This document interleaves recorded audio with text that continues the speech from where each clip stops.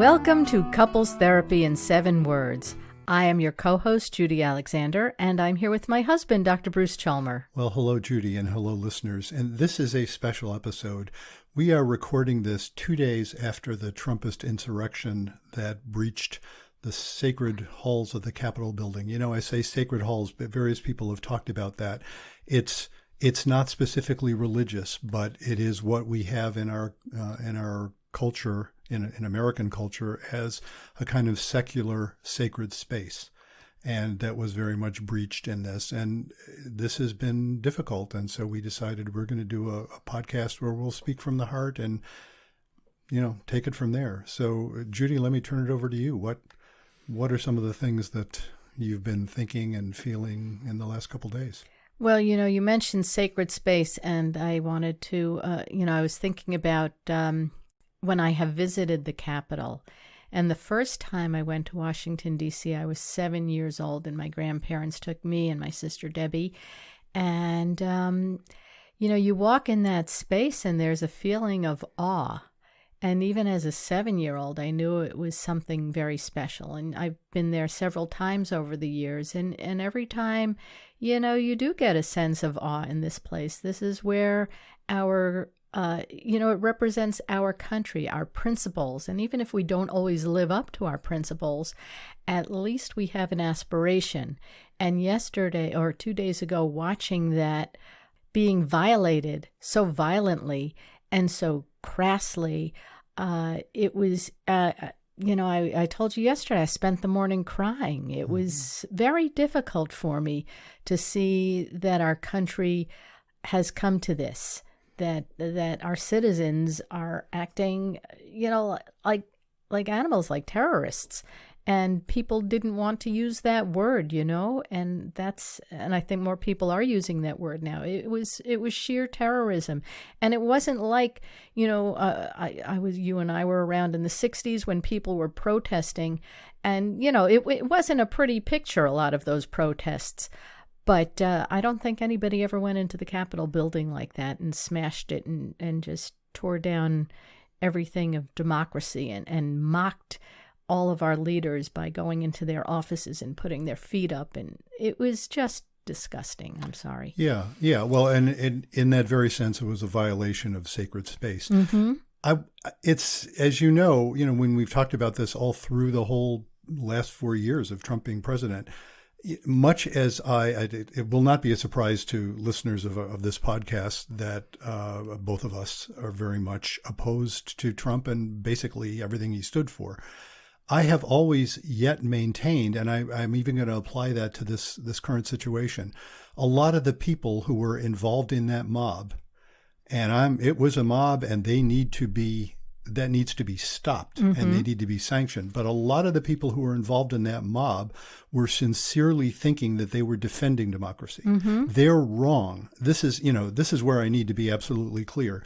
They're wrong about that. And this isn't a time to say, well, let's understand their concerns. They're flat wrong. They're deluded, but they're sincere. And if we're going to heal, it's going to be about sincerely, first of all, addressing the ways that they are wrong. This is not something where, well, you can see it a couple of different ways. No, they were deluded by lies from the President of the United States and his enablers.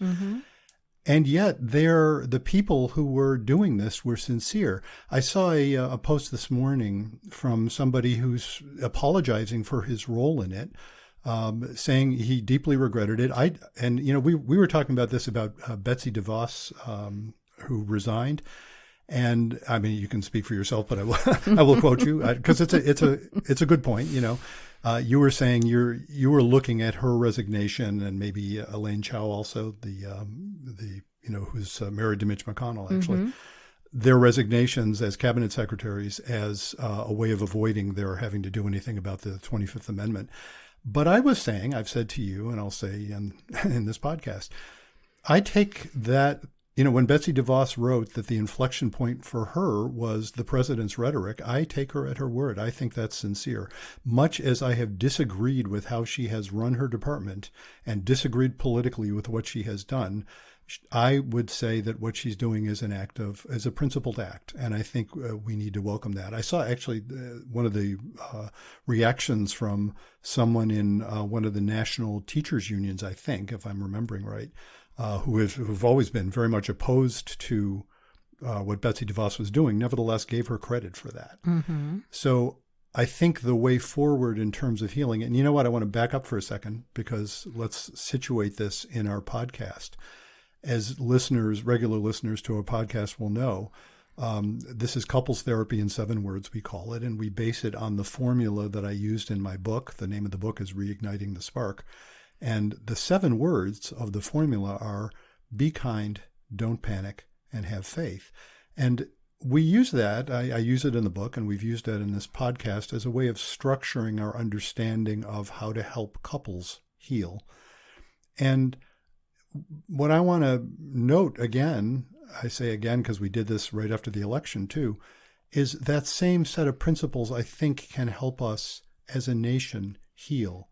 That part of what needs to happen, that sense of kinship, which is what I mean by be kind. I mean, be kin. The recognition that we are kin, even when we differ hugely on political issues or even moral issues. The sense that we're still kin is what we're going to need to do to be able to heal this country.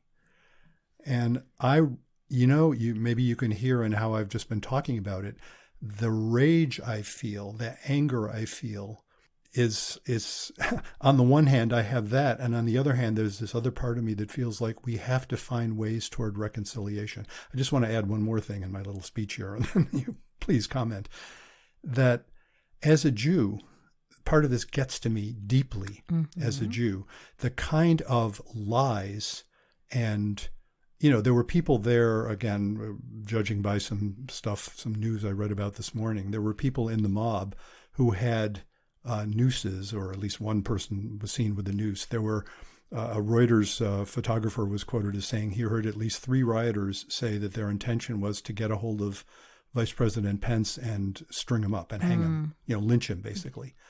And as a Jew, it of course, it scares me and it fills me with rage. And yet, that guy who posted saying that he's deeply sorry for having been swept away by this, and he went in and he shouldn't have gone in, and he feels, and he wasn't offering any excuses. We need to find ways of being able to hear that and accept that as well. And I don't know how to wrestle with that at this point. Yeah, like you said, it's, as a Jew, because we are a minority and have been persecuted. And, the same images popped into my mind, seeing the mob scene on Capitol Hill that, as other people have pointed out, were this a Black Lives Matter protest? First of all, at the Black Lives Matter protest, there was so many more militia staged around the Capitol. There were, it was just, let me get back to my point. Were this a Black Lives Matter, bullets would have been flying left and right. And they never would have gotten in. No, they never would have gotten in. This would not have been tolerated.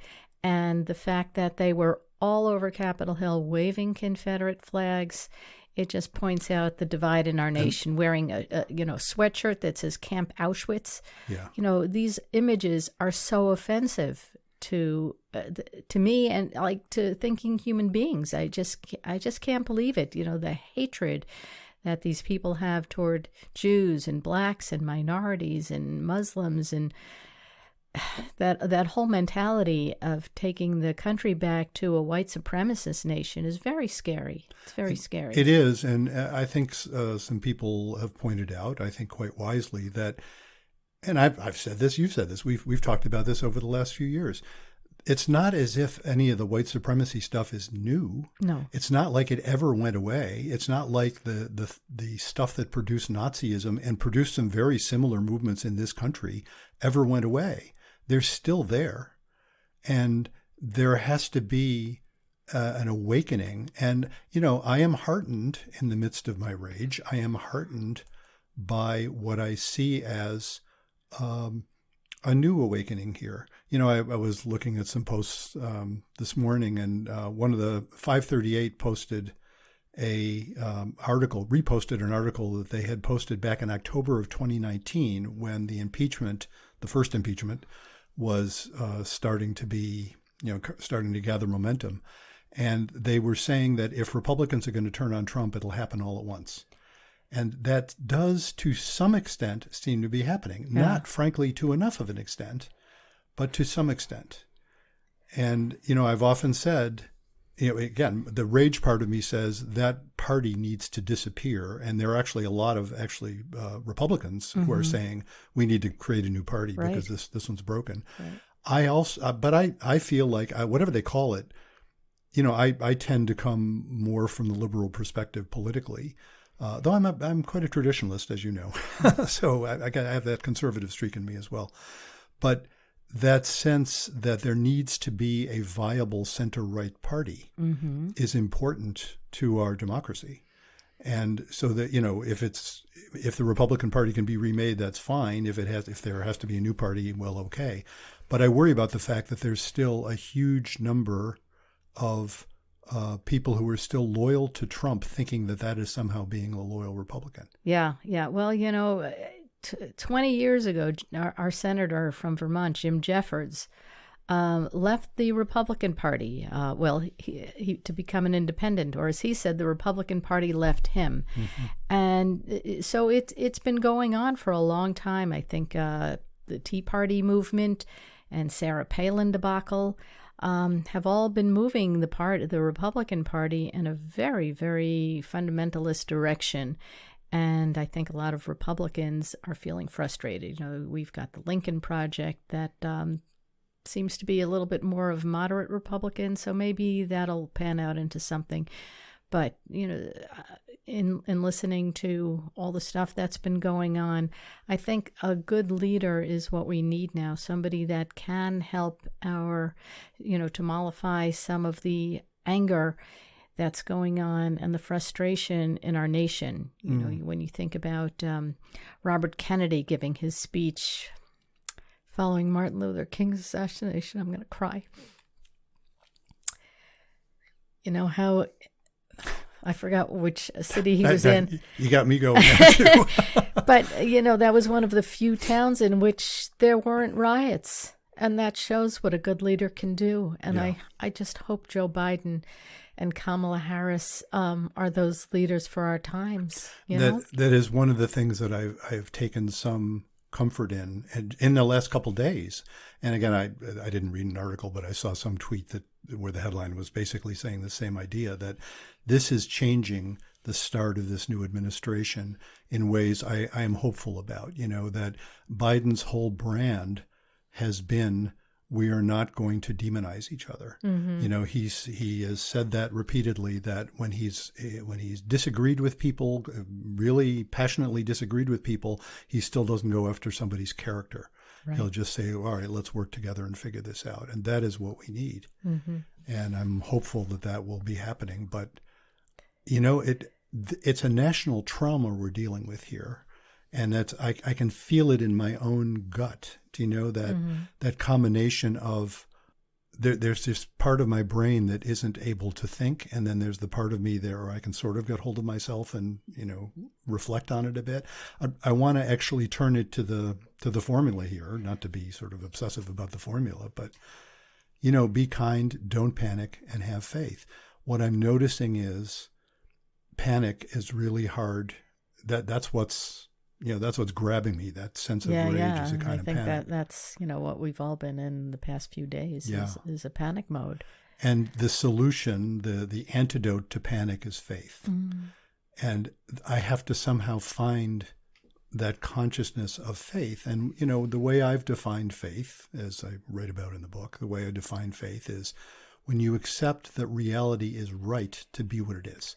Well, that's good. And I think many people do accept reality is right. But what do you say about the people that live in an alternate reality. When you have somebody like Ted Cruz, the Harvard-educated Ted Cruz, saying this election was rigged. Like, what reality is he living in? How can you have faith in somebody that's preaching to these people and saying reality is right when they're in this alternate reality where what they're hearing and believing is that everything is wrong and everything is against them? Yeah, the to say that reality, accept that reality is right doesn't mean that facts don't matter. Facts do matter. Do you know what I mean? He's saying the election was rigged is a craven lie on his part. He knows better than that. He knows perfectly well that the stuff that he's peddling is nonsense. So then why isn't he being held accountable? Well, we collectively are trying to hold him accountable. And the trouble is there's lots of people who, because they feel tribally associated with him, he's a jerk, but he's our jerk. That's the way a lot of people will feel about it. So the part when I say, well, how do I find faith in the midst of that? Look, this is a pretty extreme way of saying it, but I applied this to, Germany becoming Nazi. It wasn't right in any moral sense that they did that. It was wrong. There needed to be a war to stop them. And I'm not a pacifist with respect to that. So I'm not saying, you just accept whatever anybody thinks. Not at all. Sometimes you have to be, you have to fight a war about it. I am saying that even then, it was coming from somewhere deeply human. It was, I moved by, I keep referring to that guy I saw this morning who was apologizing for being part of the mob. People are moved by passions that are there for good reason. I guess that's what I'm trying to say. And even people who would fall for the crap that people like Cruz, you can tell, I don't know what to do with Cruz because I think he's a craven liar. That's, and I say craven in the sense of cowardly. That's what that means. Mm-hmm. That he's not actually doesn't have enough principle to actually stand up for truth.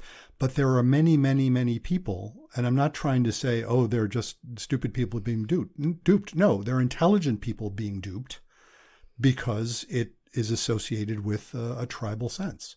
So, the manipulators, I think, with people like Cruz, he just needs to be shamed and shunned. But many, many, many people of good faith are greatly concerned by what they're greatly concerned by. So we should go ahead and have the arguments. But the faith I'm saying is that, no, there is something important. It's one of the ways we may have talked about it in our podcast we did right after the election. The idea that reality's right includes our tendencies to hate as well as to love. I'm not saying it's good to hate. It isn't good, but it's natural. Mm-hmm. It's part of the deal. We got to work with it. The people who recant white supremacism, we've read about folks like that. Sure. Which I find moving, Mm-hmm. They're raised in a certain way with certain assumptions, and they come to find out that it's wrong. Well, the way, the stories I've read and heard about, it's not from people yelling at them. It's from people treating them like people. It's from people saying, look, you came by your frankly wrong beliefs. Naturally, understandably. It's like, yeah, that's what you were raised with. Right. That's how you view things. You're not unintelligent. You are, in fact, misinformed. We're going to have to argue about that. But you're not unintelligent. You're not invalid as a person. And that experience is what tends to invite people to reevaluate when they are flat out wrong. And look, I've been wrong. You've been wrong. I mean, we know what it feels like to be wrong and what it feels like to have some kind of awakening about that and about one thing or another. And I think that's what needs to happen. But I think it's faith that will bring that about, the ability to accept people's validity even when you're feeling really angry.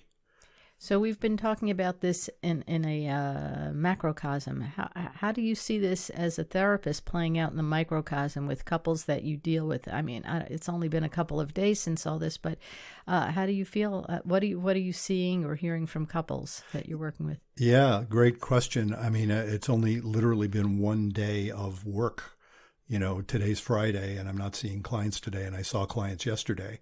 And so it was only one day. It didn't particularly come up with the particular people I was talking about. But for the last at least 4 years, I have noted numbers of couples where this tribal difference has got between them, where one of the members of the couple, I can leap to a stereotype and say it's almost always the guy who's the Trumpist guy. I'm trying to think if I've seen any couples where it's the other way around. There's certainly plenty of women who were into Trumpism, but the ones I've seen, it's usually a man who's into Trumpism and a woman who's finding it appalling. And it has approached for many of the couples I've worked with the level of deal breaker. It's like, women have said, if you can't see what an awful person this guy is, and often that one's about his the fact of his having been a serial sexual abuser. Mm-hmm. If you can't see that, if you can't see that means I can't possibly respect him as my president, then how can I be married to you? How can I trust you? Mm-hmm. And what's interesting that some of the men in that situation have said, I understand that. I'm just not coming from that same place. My family's always been Republican. I've always had this sort of sense of, these liberals are, kind of elitist, and they're talking down the flag and talking down our military, and it gets under my skin. I came from a military family. Those are the kinds of things I hear. I can understand it. It's like, I see why you have that problem. So it does come up with couples, and sometimes they manage to do okay when they start hearing each other enough to recognize they're probably not quite as far apart as they think. Do you know what I mean? It's like, wow, we come down into these different political tribes, but in between, we actually share a fair amount of value, and then they can be okay with it. Mm. But it's not easy. Yeah. Yeah, I'm sure it's not. It's when it triggers fear. Do you know what I mean? It's the don't panic part. It's when somebody feels like, oh my God, you're scaring me with how you're understanding this. That's when it tends to really get people questioning if they can manage to stay together or not. So if you have some feedback or some opinions that you'd like to express about what's going on, we certainly would welcome your emails. So you can write to us at bruce@brucechalmer.com, or visit brucechalmer.com, and there's a place on the website where you can leave feedback. And if you go to the podcast tab, that's where you can hear all of the various podcasts we've done. And you can also nominate yourself or someone else to be interviewed on the program, because we're always looking for people to interview. So I just want to offer my wishes to us all, sort of in the form of a blessing, that may we learn from this.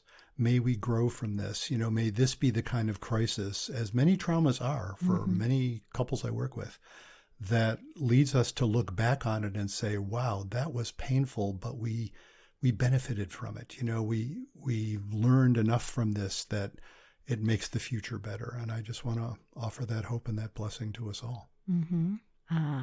Amen. I second that. And, I just want to say, and our parting words are, be kind, don't panic, and this week especially, have faith.